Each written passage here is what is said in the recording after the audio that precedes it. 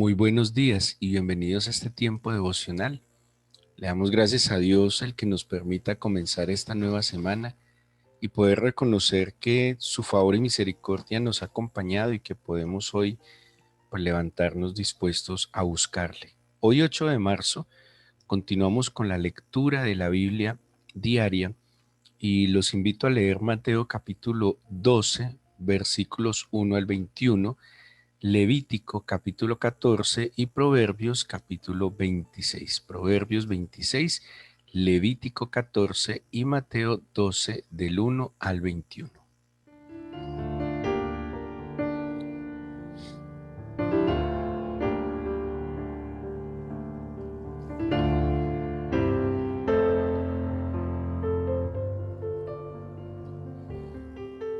Como hemos tenido la oportunidad de estudiar el Evangelio de San Mateo, hemos visto cómo de una manera extraordinaria el evangelista ha ido organizó, estableció su evangelio de manera temática para facilitarnos a nosotros su lectura.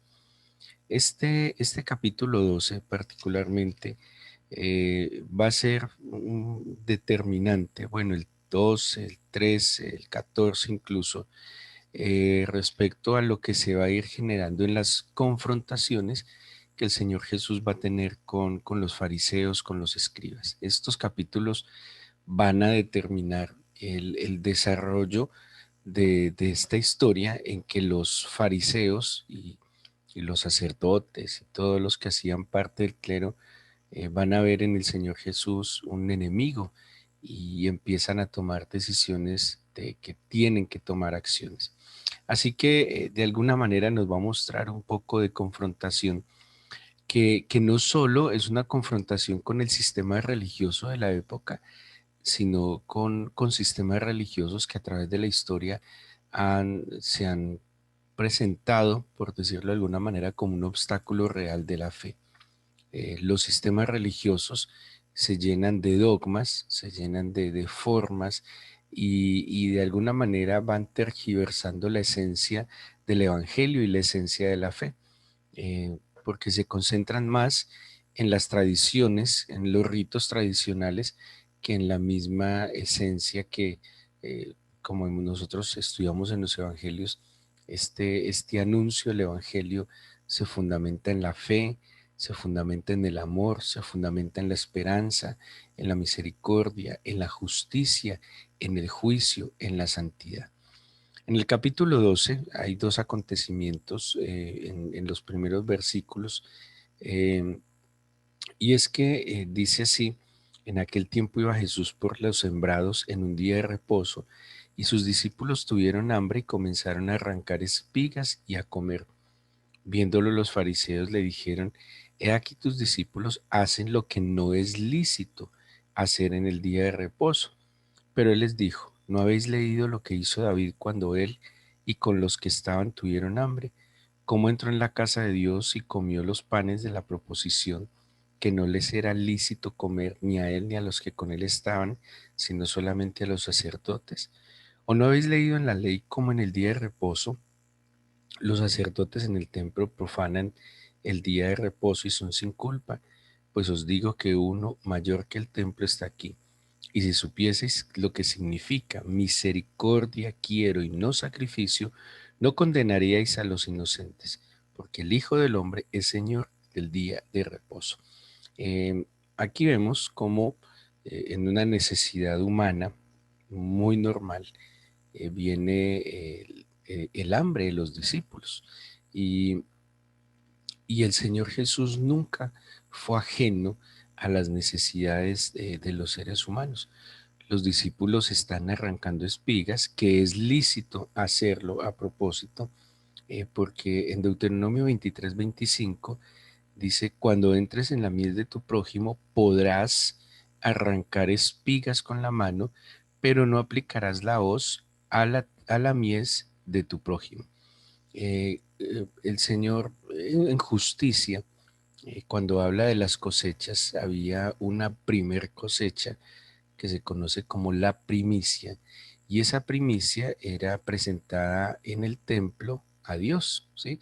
Los sacerdotes recibían esa primicia y la presentaban a Dios como un acto de gratitud de las personas, como un acto de esperanza también, como un acto de temor, entendiendo que el Señor había permitido esos primeros brotes, esos primeros frutos, y al presentarlos estaban santificando el resto de la cosecha. De ahí que Pablo menciona y dice en Romanos, si la primicia es santa, el resto de la masa. Y era una actividad y era un acto de fe, y el Señor así lo había establecido, pues que si yo recibía un primer fruto, yo lo consagraba al Señor con la esperanza de que el resto del fruto y de la cosecha pues fuera multiplicado y fuera bendecido. Así que la cosecha primero tenía ese fin. Luego venía la cosecha que tomaba el dueño de la tierra, de la cual pues obviamente iba a recibir una utilidad, una rentabilidad. Pero dice la Biblia que no cosecharan hasta todas las esquinas, que dejaran las esquinas y que dejaran como los bordes del campo, porque en medio de ellos había gente necesitada. Y decía, y esas esquinas que no vas a cosechar, las vas a dejar para los necesitados que va a haber entre tu pueblo. Así también el Señor en la ley permite que si alguien va por el campo y siente hambre, puede comer, tomar con su mano del fruto y comer. O sea, no era prohibido, por decir algo, que usted va por un campo y siente sed y se encuentra un árbol de naranjas, no era prohibido que usted tomara las naranjas que en ese momento podía consumir. ¿Qué era prohibido? Que tal vez usted cogiera un costal y se llevara un bulto de naranjas de otra persona que le pertenecía. Así que los discípulos como tal no estaban cometiendo un acto indelicado, estaban amparados bajo un permiso de la ley y sobre todo porque tenían una necesidad. Ante esta situación, pues los fariseos se escandalizan. Los fariseos lastimosamente se habían centrado más en las minucias, en pequeños detalles, en inventar. De hecho, uno de los problemas que tuvo que enfrentar el Señor Jesús era no solo la interpretación normal de la escritura, sino que de verdad se habían establecido unos escritos, unos dogmas que le daban interpretación a la ley. Entonces, por ejemplo, la ley decía, no encenderás fuego. Y ellos asumían con ese no encenderás fuego una cantidad de normas y ritos y de prohibiciones. Se habla aproximadamente de 39 detalles que tenían que ver con lo que no se podía hacer el día sábado, ¿sí? Y con lo que era un problema el día sábado. Hay un libro que se llama El libro del jubileo, y quiero leerles literalmente lo que cita William Barclay y dice, los judíos ortodoxos tomaban la ley del sábado con suma seriedad. El libro de los jubileos tiene un capítulo acerca de la observancia del sábado y empieza a mencionar el que se acuesta con su mujer o se propone hacer algo en sábado o tiene intención de hacer un viaje. Hasta la planificación de un trabajo estaba prohibida. O se hace el plan de comprar o vender, o sacar agua o levantar una carga, es culpable. Cualquier persona que haga cualquier trabajo en sábado, ya sea en su casa o en cualquier otro lugar, o hace un viaje o labra una granja, cualquier persona que enciende un fuego o monta una cabalgadura o viaja en barco por el mar, cualquier persona que golpea o mata algo, cualquiera que atrapa un animal, un ave o un pez, cualquiera que ayuna o hace la guerra en sábado, toda persona que haga estas cosas tiene que morir, ¿sí? Y esto no necesariamente era porque el centro, el enfoque que debía tener el día de reposo era que mi mente y mi corazón se concentrara en el Señor, de darle culto en el Señor. Pero se pegaron a las minucias. Y claro, era más fácil cumplir las minucias, seguir en unos ritos rigurosos, que de verdad darle prioridad a lo que hay que darle prioridad. Cuando los fariseos entonces confrontan al Señor, el Señor les pone dos ejemplos de la Biblia, no simplemente de sus tradiciones orales, sino de la Biblia, en dos acontecimientos, pues que para los fariseos de alguna manera les desbarataba sus argumentos y les está citando un personaje que era central para el pueblo de Israel, que era David, pero también está citando la función y el trabajo de los sacerdotes. Y él les dice, pero eh, ustedes no se acuerdan que David una vez tuvo hambre con sus hombres y cuando tuvo hambre tomó del pan de la proposición. El pan de la proposición eran unos panes que iban dentro del tabernáculo, posteriormente en el templo, y era de alguna manera una expresión de una ofrenda, era una ofrenda y era presentar a Dios representado en los panes las 12 tribus de Israel. Entonces, cuando entraban al lugar santo, estaba el candelabro de oro llamado menorá, estaba el altar del incienso donde el sacerdote y los levitas ofrecían ofrenda aromática al Señor, y estaba también al lado derecho una mesa con 12 panes, esos panes de la proposición. Era la representación de que delante de Dios estaba el pueblo de Israel. Ahora, esos panes había que cambiarlos cada semana y era un uso que solo podían estar en el tabernáculo. Bueno, a propósito, cuando David entra al tabernáculo, no existía el templo. Y cuando cambiaban esos panes se los podían comer los sacerdotes, ¿sí? Los sacerdotes podían comer de esos panes. Cuando David va, no quiere decir que quitó la ofrenda del Señor, sino que estaban los panes que se habían presentado ante el Señor y que eran para los sacerdotes, pero pues los sacerdotes estaban llenos, no tenían hambre, y quien tenía hambre era David. ¿Qué nos muestra aquí la Biblia? Las exigencias de la necesidad humana por encima de las costumbres rituales. Claro, a veces nos excusamos, y el Señor Jesús también combatió mucho eso, nos excusamos en dogmas, nos excusamos en, digo entre comillas, ciertas leyes, y digo entre comillas, espirituales, para no suplir la necesidad de nuestro prójimo, para no hacerle bien a nuestro prójimo. Y me llamaba la atención un comentario que leía que según los evangelios, Jesús, el Señor Jesús, solo una vez, por lo menos que esté registrado en los evangelios, solo una vez hizo la función sacerdotal y profética dentro del esquema religioso de aquella época, que era la sinagoga. O sea que solo una vez el Señor Jesús se ajustó a un discurso bajo este esquema, que fue en su ciudad de crianza, Nazaret. Estando en Nazaret, él tomó el rollo de Isaías, enseña, pero luego de ese acontecimiento no vuelve a decir que él estuvo en las sinagogas compartiendo la enseñanza bíblica. ¿Por qué? Porque la enseñanza bíblica del Señor estuvo en medio de la necesidad, porque él iba en el camino, iba y venía, y en el camino estaba transmitiendo la enseñanza de la verdad. Claro, pues estaba rompiendo el esquema del sistema religioso de la época, estaba rompiendo lo que era, permítanme decirlo, la moda de la religión. Había una forma de dar a conocer el mensaje divino. Había un esquema de dar a conocer el mensaje divino. Algo así como que hoy es a través de las redes sociales, bueno, de ciertas plataformas y medios de comunicación, o la manera como se da a conocer el Evangelio tiene como un esquema ritual general. Algo así como que aparece el Señor y va completamente diferente a este esquema. Cuando les plantea esto de David, pues obviamente les generaría mucho malestar, porque está tocando un personaje que para ellos es vital, es casi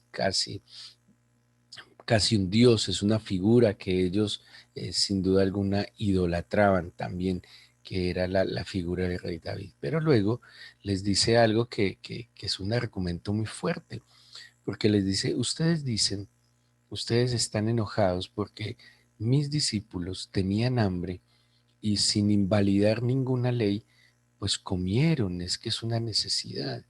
El dormir, el comer, el vestido, el abrigo, son necesidades tan vitales que, que el Señor nunca las niega.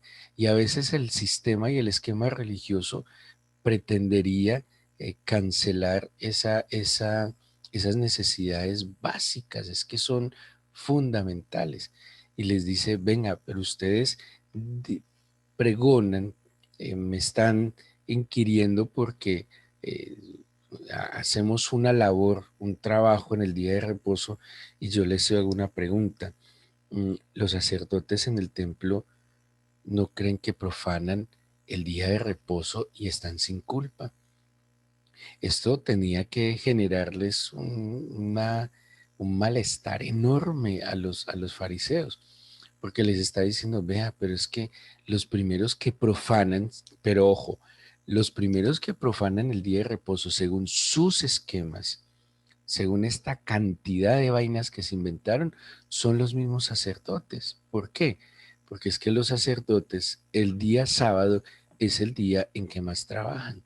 ¿Por qué es el día en que más trabajan? Porque es el día en que más sacrificios, más ofrendas, más personas van al templo. Entonces, si ustedes recuerdan que leímos lo del libro del jubileo, decía que no se podía encender fuego, no se podía levantar. Habla de que lo máximo que se podía levantar era el peso de dos palominos. O sea, ¿cuánto pueden pesar dos palomitas?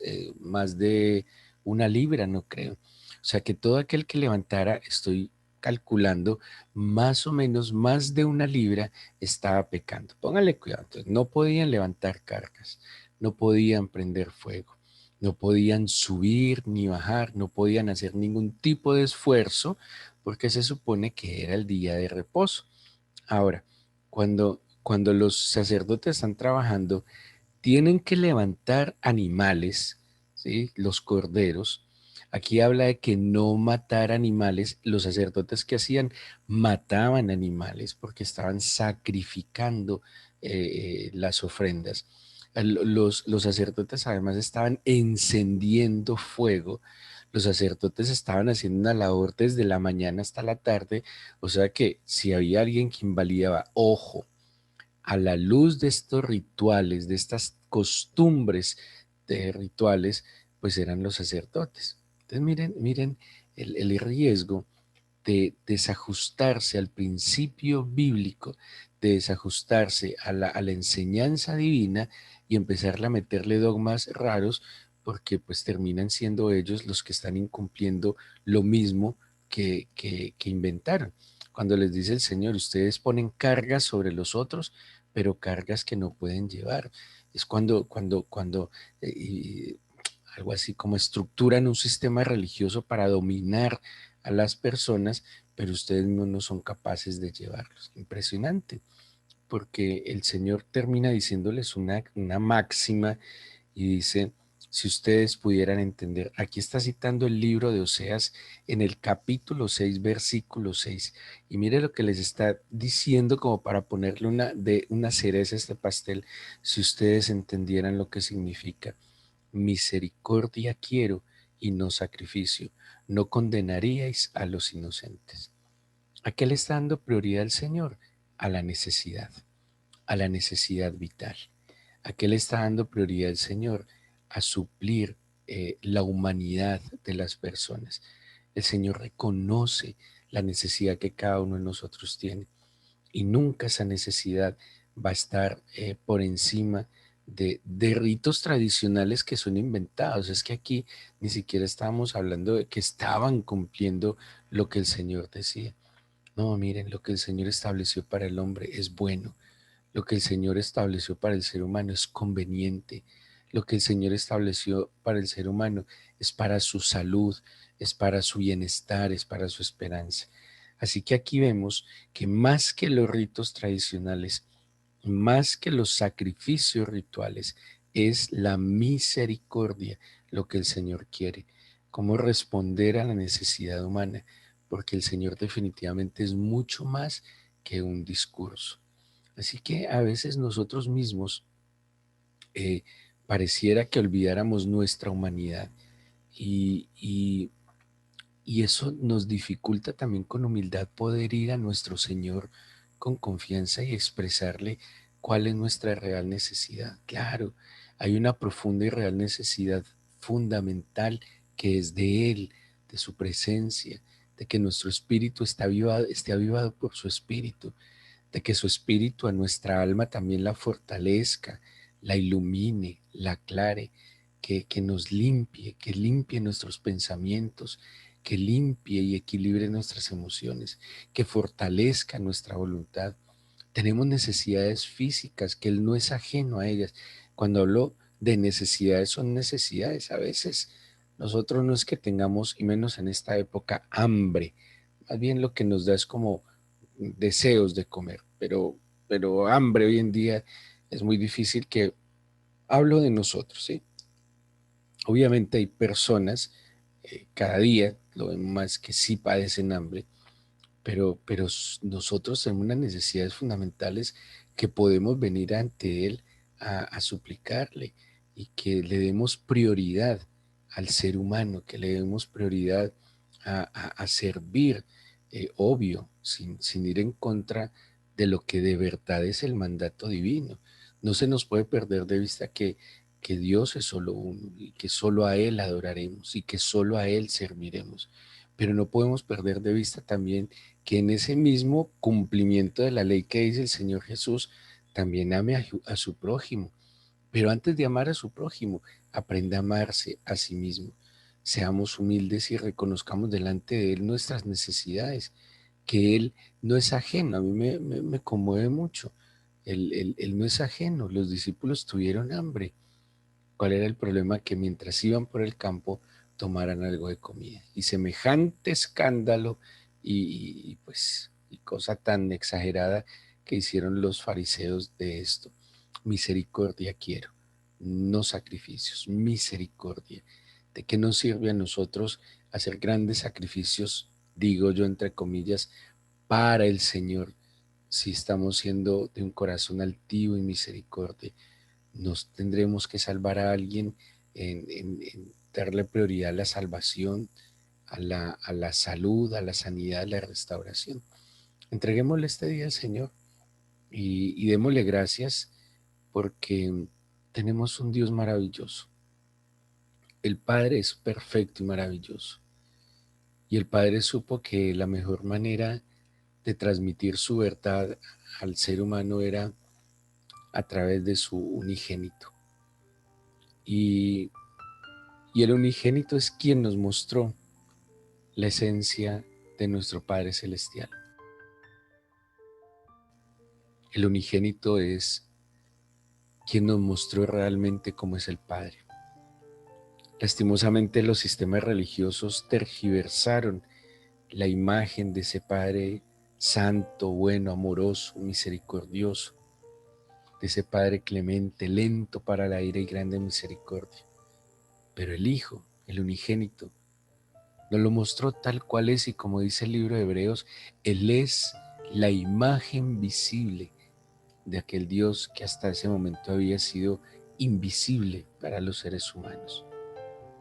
Y te agradecemos, Señor, porque definitivamente tú estás por encima de cualquier sistema religioso, político, social. Y, y tú, Señor, tu esencia está basada en el amor, porque tú ni siquiera podríamos decir que tienes amor, tú eres amor. Y hoy, dígale, Señor, confiadamente me acerco a ti, confiadamente, humildemente, para decirte primero que te agradezco, porque como decía el rey David, despierto y aún estás conmigo, guardaste mi noche, permitiste que mi espíritu volviera a mí, tuviera vida una vez más, pero también humildemente, mi Señor, te presento mi vida y mi corazón, mis necesidades. Primero mi necesidad de ti. Yo no quiero ser un ignorante de ti, no, no, No me refiero, Señor, a ser un erudito de la Biblia, no. Me refiero a que no quiero desconocerte, no quiero ignorarte a ti, no quiero ser ajeno a ti. Necesito conocerte a ti, la persona especial, singular y única que tú eres. Necesito conocer tu carácter divino. Necesito conocer tu amor, el que me tienes. Esa es mi más grande y profunda necesidad, para no seguir divagando en este mundo inventándome necesidades, porque la gran mayoría de las necesidades que decimos tener son necesidades impuestas por una sociedad que es consumista, Señor. Hay unas necesidades esenciales que están ocultas, Señor, por las necesidades inventadas, creadas e impuestas. Y si soy humilde, sincero y realista, mi más grande y profunda necesidad eres tú, conocerte, amarte y disfrutar de tu amor. Pero hay otras necesidades que no te puedo negar. Necesito que mi mente sea iluminada y que tenga claridad no solo en mis pensamientos, sino en los tuyos. Necesito conocer cuál es tu voluntad frente a tantas circunstancias, pero también necesito fortaleza física, sanidad de mi cuerpo. Necesito tu provisión. Necesito, Señor, que tú suplas necesidades en mí.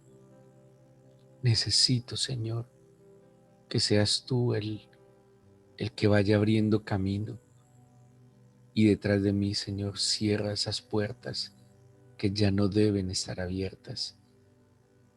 Hoy vengo ante ti, que eres el Señor del cielo y de la tierra, de todas las cosas creadas, y te pido que con toda la tranquilidad y confianza te lo digo. Yo sé que tú le das prioridad a mi vida, más que a las cosas. Y en esta semana que comenzamos, te presento mi vida. Esta es mi necesidad puntual. Señor, es más, esta situación me desgasta mental, emocionalmente, y yo quiero tener la libertad de poderme acercar a ti en paz. Te entrego esta carga que no puedo llevar. Te entrego, Señor, esta situación. Te entrego esta necesidad. Y permíteme dedicarme en mi corazón y en mi alma a conocerte a ti. Ese es el verdadero reposo. Encomendarme a ti. Deleitarme en ti y confiar en ti. Yo te pido, Padre, que tomes este día, que tomes mis pasos y que fortalezcas mi voluntad por tu palabra. Extiende tu mano de bendición, de sanidad sobre cada persona y familia que hoy se conecta y escucha esta meditación. Que se conecten contigo, Señor.